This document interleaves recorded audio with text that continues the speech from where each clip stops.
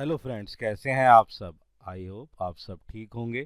तो आज फिर हम तैयार हैं इंट्राडे एंड डिलीवरी के कुछ शेयर लेके, फ्यूचर एंड ऑप्शन के कुछ शेयर लेके। तो सबसे पहले राधे राधे। तो जिस तरीके से मार्केट का सुधार है उसके हिसाब से वर्कआउट करते हुए देखते हैं। तो सबसे पहले इंट्राडे एंड डिलीवरी के कुछ शेयर्स पे नज़र मार लेते हैं, देखते हैं किस तरीके से मार्केट इस पे काम करती है। तो सबसे पहले हमारा जो शेयर है वो है न्यूक्लियस का। इसका जो प्राइस है ये है 1175 का।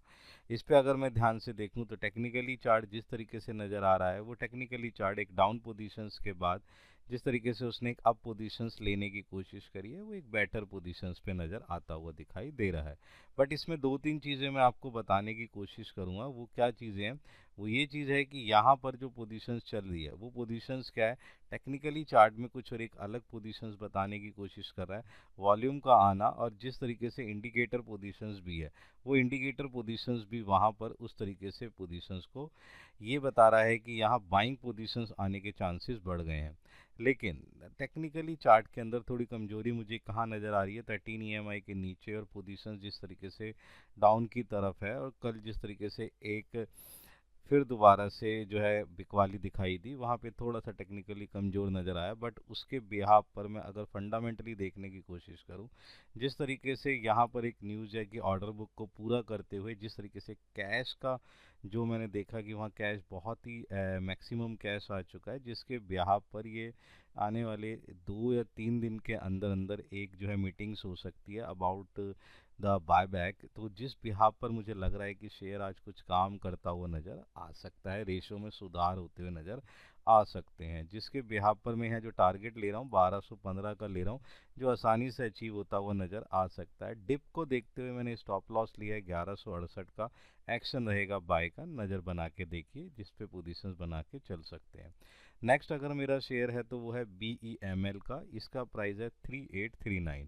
अगर मैं नज़र बना के देखूं टेक्निकली चार्ट के अंदर तो टेक्निकली चार्ट एक डाउन पोजीशंस के अंदर दिखाई दे रहा है। कल एक गैप अप के बाद भी जिस तरीके से पोजीशन नज़र आई वो कुछ खास नज़र नहीं आई थी, 13 EMI का ही नीचे।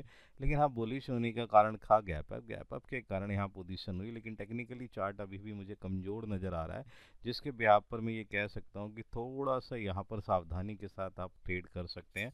बट अगर मैं दूसरी तरफ देखने की कोशिश कर रहा हूँ तो फंडामेंटली क्या है, एग्रीमेंट की अचीवमेंट और जिस तरीके से वर्कआउट होता हुआ नज़र आया है वहाँ थोड़ी सी पोजीशन जो है एक बेटर तरफ से नज़र आती है। रेशो में होते हुए चेंज के कारण वहाँ बहुत ही अच्छी पोजीशंस बनती हुई नज़र आ रही है।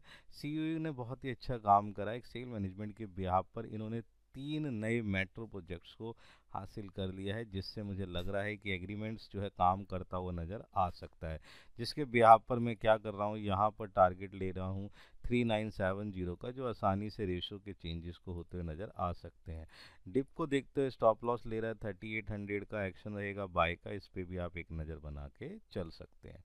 नेक्स्ट अगर हम ध्यान से देखें तो हमारे पास जो शेयर है वो है हिंड कोपर का। हिंड कोपर के ऊपर मैं आपको दो तीन चीज़ें बताने की कोशिश करूँ। इसका जो प्राइस है वो प्राइस है 323 का।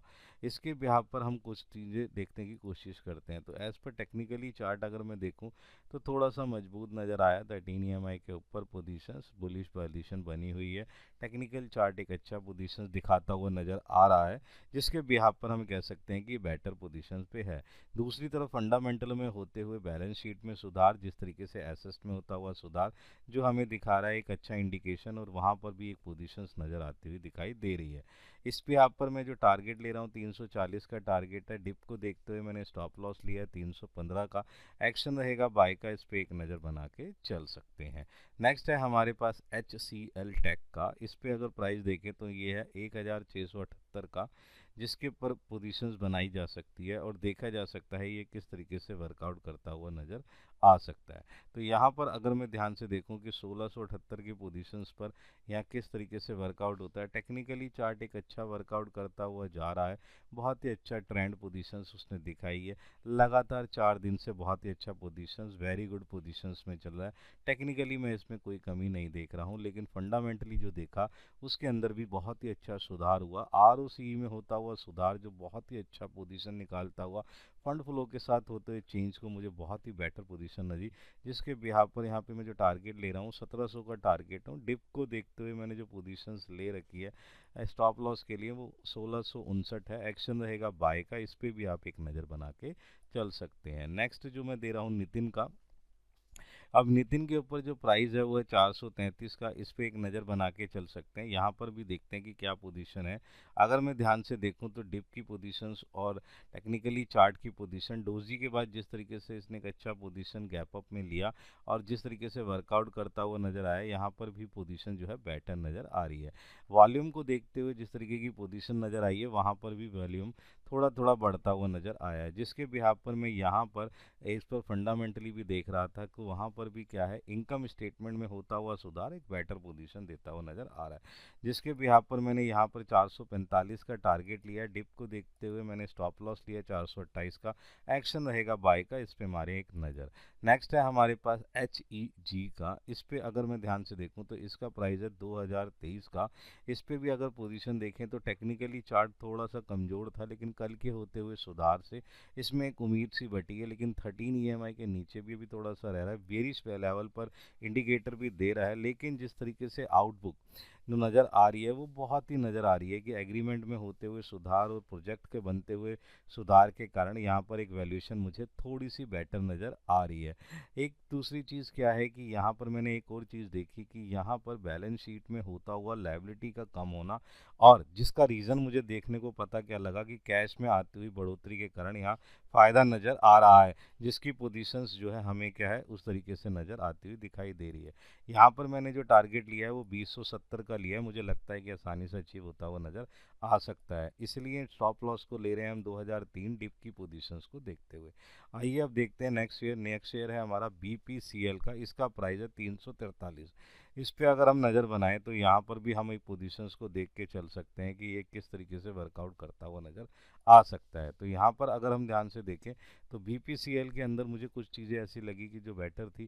टेक्निकली चार्ट बहुत ही अच्छी बेटर पोजीशन में, जिस तरीके से गैप अप और वॉल्यूम का आना, इंडिकेटर पोजीशंस का दिखाई देना, बहुत ही अच्छा पोजीशन नज़र आ रहा है।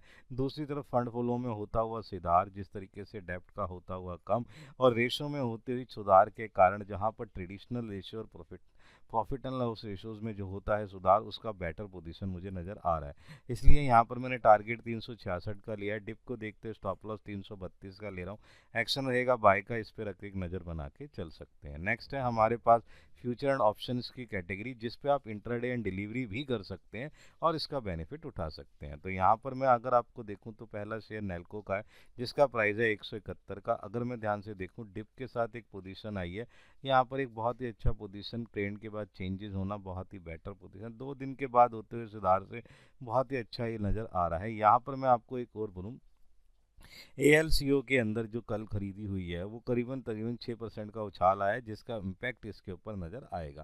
फंडामेंटली जिसमें होते हुए सुधार के कारण यहाँ पोजीशन बहुत ही अच्छी बनती हुई चली जा रही है, जिसके बिहाफ पर मैं यहाँ पर टारगेट ले रहा हूँ 170 का, और डिप की पोजीशंस को देखते हुए स्टॉप लॉस लिया 168 का, एक्शन रहेगा बाय का, इस पर भी एक नज़र बना के चल सकते हैं। नेक्स्ट है हमारे पास हिंडाल्को का। हिंडाल्को का जो फ्यूचर है इस पर भी मैं अपने पोजीशन बनाई है, 658 का इसका प्राइस है। इस पर अगर एक नज़र माने तो कल जिस तरीके से बहुत ही अच्छी खरीदारी आई है, जो एक पोजीशन मुझे बेटर दिखा, और एक तरीके से जिस तरीके से परसों की जो डिप थी उसको तोड़ते हुए जो 2 दिन की पोजीशन है वहाँ पे बेटर पोजीशन नज़र आई है। फंडामेंटली जिस तरीके से हुआ सुधार, एसेस में आई बहुत ज़्यादा चेंजेस के कारण, और ये भी वही बता रहा हूँ ALCOA के अंदर 6% की तेज़ी का होना शेयर के एक अच्छे रिवाइंड होने का जरूरत लग रही है, जिसके कारण मुझे लग रहा है यहाँ पोजीशन बेटर होती है। आज भी मैं इसके अंदर एक बाइंग पोजीशन लेके चल रहा हूँ और देख रहा हूँ कि यहाँ पर जो है 680 का टारगेट आसानी से अचीव किया जा सकता है। डिप को देखते हुए स्टॉप लॉस के लिए मैंने यहाँ पे 648 का लिया, एक्शन रहेगा बाय का, मारें इस पे एक नज़र, उठाएं इसका फ़ायदा भी पोजीशन के अंदर। नेक्स्ट है हमारे पास ऑप्शन की कैटेगरी। ऑप्शन की कैटेगरी के अंदर जो मेरे पास पॉली कैप आया, पॉली कैप के अंदर जो हमारे पास चीज़ चाहिए 6700 इसका स्ट्राइक प्राइस है, कॉल पोजीशन लेनी है, 152 का टारगेट लेके चलना है, इसके बारे में भी बात कर लेते हैं। देखते हैं तो टेक्निकली चार्ट कल के दिन थोड़ा कमज़ोर था, परसों बहुत ही अच्छी पोजीशंस निकल के आई। जहाँ पर दूसरी चीज़ क्या है कि जो ब्रोकरेज हाउस है उन्होंने क्या करा है, अपना जो मार्जिन है वो इंक्रीज़ कर दिया है और लक्ष्य जो है 8,500 के करीब तक पहुँचाने की कोशिश कर रहे हैं, जिसके मुझे लग रहा है कि इसमें एक बहुत ही अच्छा उछाल आने की चांसेस लग रहे हैं। इसके ब्याह पर मुझे लग रहा है ये 30% के ब्याह पर चांसेस देने के कॉन्फिडेंस है। इसीलिए यहाँ पर मैंने टारगेट लिया 152, स्टॉप लॉस ले रहा हूँ 115, एक्शन रहेगा बाय का, इस पे भी नज़र बना के चल सकते हैं। नेक्स्ट है ऑप्शन की कैटेगरी में इंड्यूस बैंक, जिसका स्ट्राइक प्राइस लेना है 1340, कॉल लेना है 28 रुपये के करीब आपको मिल जाएगी, 48 का टारगेट लेना है। इस पर एक नज़र बना लेते हैं। टेक्निकली चार्ट कल बहुत ज़्यादा कमज़ोर नज़र आया था, लेकिन दूसरी तरफ अगर मैं देखने की कोशिश करूं, वॉल्यूम में भी थोड़ा सा चेंजेस था, इंडिकेटर पोजीशन भी कुछ खास नहीं दे रखा था।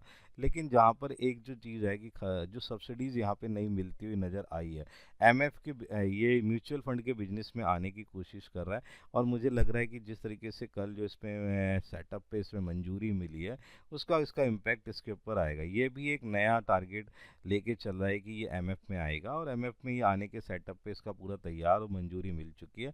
ये भी एक नया खिलाड़ी आपको नज़र आता हुआ, जिसका पॉजिटिव पॉइंट्स आपको नज़र आएगा।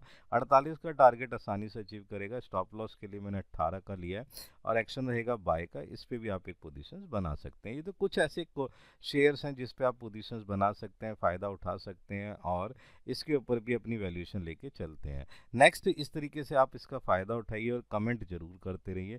देन हम मिलते हैं अपनी नेक्स्ट सीरीज़ के अंदर। Good bye.